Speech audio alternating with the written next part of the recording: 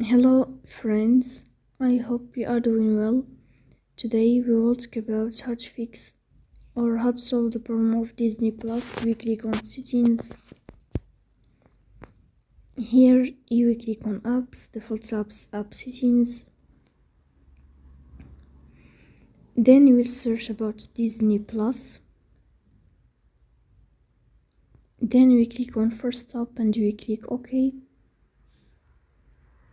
Here you will enter to the window of storage.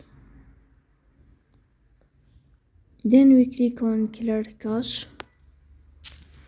After that you will turn on your airplane mode and you will turn off your airplane mode again to fix that problem.